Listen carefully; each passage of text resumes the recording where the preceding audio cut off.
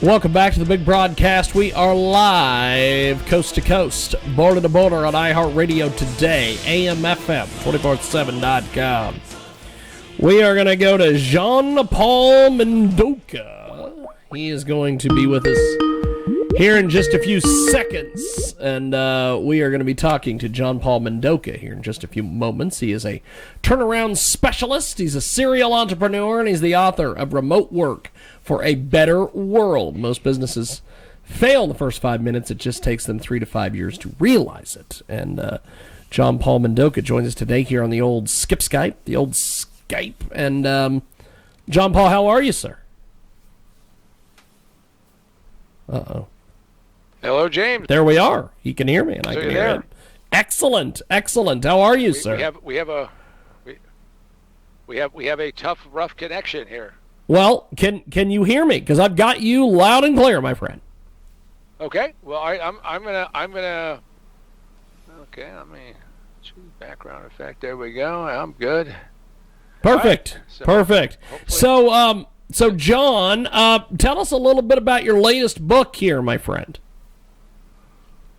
Well, so let's talk about remote work for a better world and how we are all sitting there in isolation and being quarantined and all of that. When I first put that together, with a group of people a few months ago, seems like years, but it was just months ago. And what I can tell you is that the world has changed abruptly.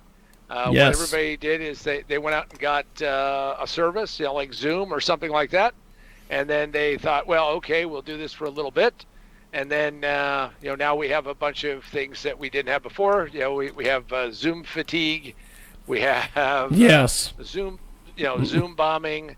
And which is part of the reason why I don't use Zoom.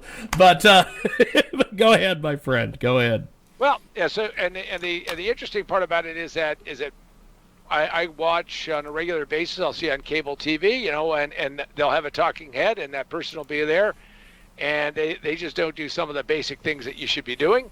And in fact, some of those things are very simple. And one of those is that make sure that you have enough bandwidth, make sure that you understand how to operate the software. It's a little bit like handing somebody an AK-47, loading it up, getting it started, and saying, well, just start shooting off rounds. It should be okay. And I always take it as you should respect the technology and respect what you're doing. Yes, I completely agree. It is Jean-Paul Mendocha. He's with us today here on Skype. And so you've put this book together. What was the writing process to bring this book to life, my friend? Well, so the first book, which is Most Businesses Fail in the First 5 Minutes, took me 30 years. And this book took me 17 days and a group of people. And the writing process was we knew that we had to do it at hyper speed, because if we did not, we would not be hitting this market the right way. So the writing process was literally we put together what we felt was needed. I have been doing remote work since 1987.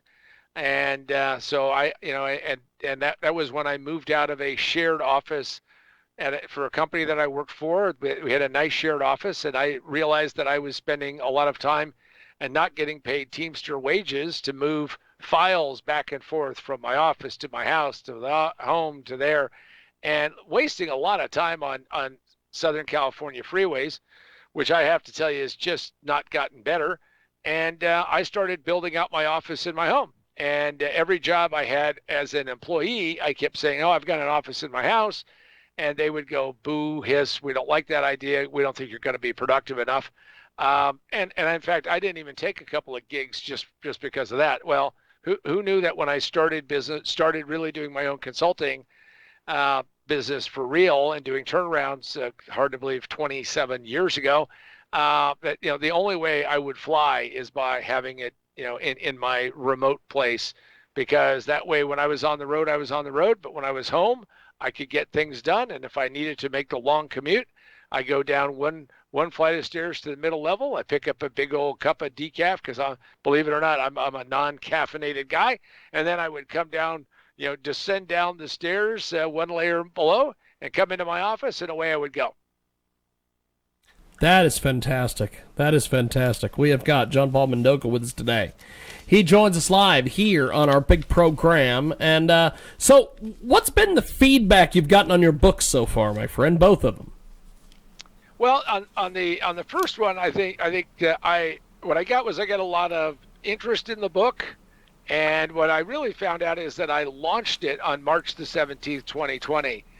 And having been a gambler in Vegas, I can tell you, if I could have selected a worse date, of Armageddon, I don't know if I could have made that happen. But anyway, it was a terrible date to launch a book.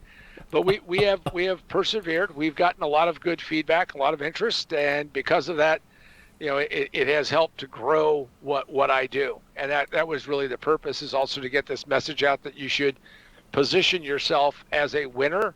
And in fact, most businesses and most people fail early on in any project because they fail to ask themselves some very fundamental positioning questions like, hey, who are our competitors and what do they look like?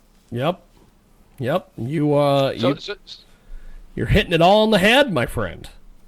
Well, and so here we're talking to, I'm talking to you, and here's the reality.